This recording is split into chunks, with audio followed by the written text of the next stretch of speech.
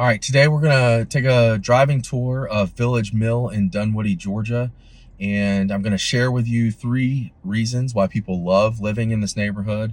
I'm a little biased because I also live in this neighborhood, but I thought I would give you some insights there. And then if you stick around to the end, I'm gonna share a potential deal breaker with you, something that might cause you to pause and not want to buy in this neighborhood, but stick around to the end to see that. My name is Billy Howard, the Property Prophet, and I help committed buyers and sellers in Dunwoody find the value in their homes so they can maximize their profits when it's time to sell. Before we get started here, I am going to tell you we're starting in phase 2. At the closest intersection is Vermac and Womack. And I did that because we're closer to the high school, and this is just kind of the longest stretch here. It's the biggest part of the neighborhood. There are 3 phases, and we're going to start in phase 2, and I'll take you around to the other 2 as well. But before we get started, I want to share a few stats with you. This neighborhood is mostly comprised of homes that are between 2,000 and 3,500 square feet. And you'll see mostly as we drive through traditional style homes. We call them here in Dunwoody 5-4 and a door, and that just basically means 5 windows up top, 2 windows on either side of the front door. So you got 5 windows up, 4 windows down, and a door. So 5-4 and a door, and that's just a traditional style home that was built in the 60s and 70s when this neighborhood was constructed. So that's mostly what you'll see. There are some ranches and there are some split levels, but other than that, it's probably 75% traditional 5-4 and doors. The prices in this neighborhood vary from $650,000 for a original, basically an unrenovated house, and all the way up to over $1 million for something that's been expanded and or renovated, probably both. But Dunwoody's price points have really started to grow, and Village Mills have grown along with it. So, all right, let's get started, and we'll talk a little bit more about what we see along the way. Let's go.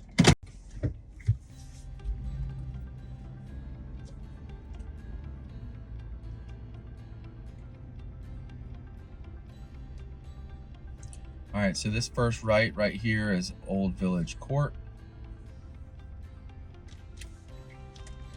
The first thing you'll notice off the bat as you're driving through this section of the neighborhood, it's the same in all phases, is the landscaping and the greenery. There are a lot of hardwood trees, a lot of big mature trees in this neighborhood. It's very well established, and that's evident as you drive through. It's very green.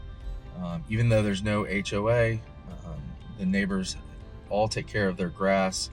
At least 99% of them do. I think because of the long-standing tradition of this neighborhood just being a nicer neighborhood, everybody, that social pressure to keep your yard up is pretty strong. So you'll see some really great yards as we're driving through here. And this cul-de-sac is no different. I'll try to point out some things about certain houses if I see anything that makes sense.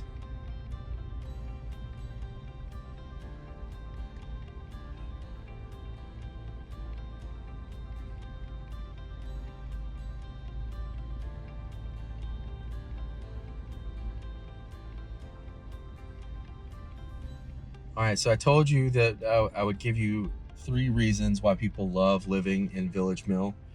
And the first big reason that really struck me when I moved in here was just the feeling of community, and that community is really brought on by, I think, all the traditions that Village Mill has. We have a ton of events in this neighborhood. And even though there is no HOA, there is a lot of involvement and a lot of donations that help provide those events. We have Strawberry Festival, Easter egg hunt in the spring. We have a July 4th bike parade for the kids. on July 4th that starts at the beginning of the neighborhood where we started and then goes all the way down to the pool. And that's just a really cool event there. But then we also do, in the fall, we have a pumpkin festival that also has a haunted trail for the kids. We just started that haunted trail a couple of years ago, and it's really been worked out really well. As we get down here at the end of Old Village Run, you'll see straight there's a dead end, and that dead end goes down into Heritage, which is a neighboring neighborhood that was built by Ashton Woods probably 7-8 years ago, something like that. Okay, so this first left we're going to take here is Village Creek Drive.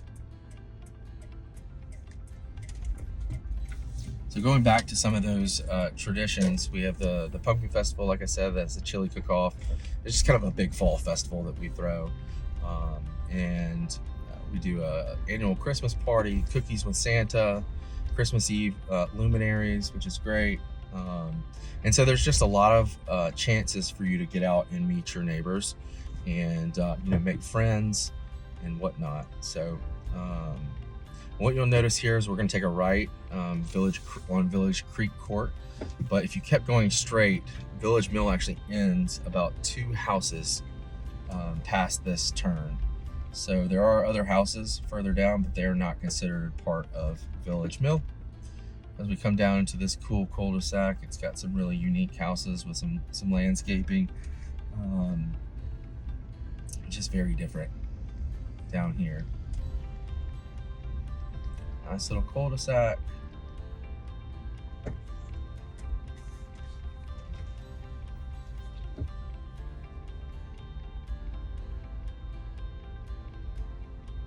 So those traditions, the reason why I bring those up with the community is because, they do go hand in hand. I think without those traditions, we wouldn't have the community feel that we do have. And so it's really just created a sense of community that you can't fake, because everybody does just really truly know each other. And I think that the reason why that has stuck here in Village Mill, a little history lesson, I guess, kind of, when 285 was completed near Dunwoody, in this area, it brought with it a lot of transplants because IBM opened a big office at the Perimeter Mall area. Perimeter Mall opened at the same time, and so you just had a ton of people moving here from out of state because it was so cheap to live here. And so a lot of the people who built homes in Village Mill were not from here, and so they brought the traditions that they loved from home, because obviously they were homesick and probably didn't have any family here.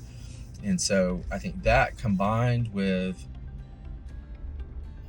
people tend to live here for a really long time, so what you get is it's kind of a transfer of these traditions through the generations very easily, because it's not like the turnover is not very high. So you get people that get entrenched in it and really understand the traditions and how they go and things like that, and so they're able to easily take the reins when somebody else wants to give them up. All right, so reason number 2 is Village Mill Swim and Tennis, located inside the neighborhood, which is really cool because there are only about 5 or 6 neighborhoods in Dunwoody that have swim tennises inside of them. We are just lucky enough to have one already here, and so I'm driving down in here now. But the pool is a junior size Olympic pool. It also is one of the only residential high dives that I know that's still existing in Georgia. And it has a pavilion and a bathroom, tons of great seating. Always has a lifeguard on duty for the times that, they're the heavy times, the heavy traffic times. And it has 8 tennis courts, 4 of which are lit. There's pickleball, a playground, There's also a creek that the kids like to run around in, and a walking trail that heads up to Heritage and kind of connects the pool. So if any members in Heritage want to walk down, they can, which is really nice. And that's also where our haunted trail is every year, on that walking trail. So that's really nice. So that's reason number 2, is the ease of having a swim tennis in your inside of your neighborhood. And it's really at the very center of the neighborhood, so no matter where you live, you're not too far away. You could certainly walk from just about anywhere in the neighborhood. And we're headed down Old Village Lane. So that was phase 2 of Village Mill. Phase 1 of Village Mill. You'll turn right out of Peeler, and then we'll take our next right into phase 1. And the reason why they're not connected is because of that creek that I was talking about. So the pool occupies all that land in between the 2 phases, and there was just no way to connect the 2 and have a pool, I assume, back in the day. So they separated them into 2 phases. This phase here, phase 1, feels a little bit more isolated, just because it's all to itself, and there's no, it's a little smaller. All right, so we're coming in here, and we're going to take our first right onto Village Court. So one good thing about this side is that there's no through traffic at all. That's great. So this was the section that was built first. Like I said, it's phase 1. So it was built in 68, 69, probably started in 67, 66. So you do see a little more split levels on this side of the house, neighborhood than the other side. One thing you will notice is that a lot of houses have added front porches and porticos and things like that. That's a pretty popular addition in this neighborhood.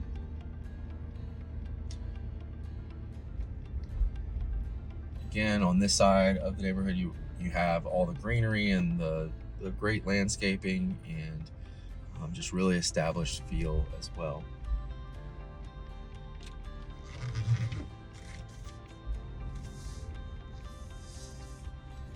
All right, so I guess we'll move on to number 3. Reason number 3 why most people love this neighborhood is the location. What do they say? Location, location, location.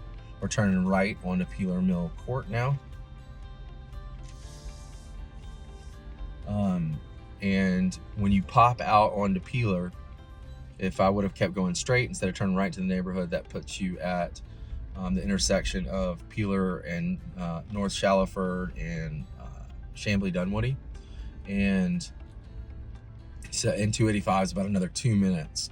So it's about a 3 or 4 minute drive, call it 3 to 5 minutes to get to 285, and you can get pretty much anywhere from Dunwoody, this part of Dunwoody, in about 15 to 30 minutes.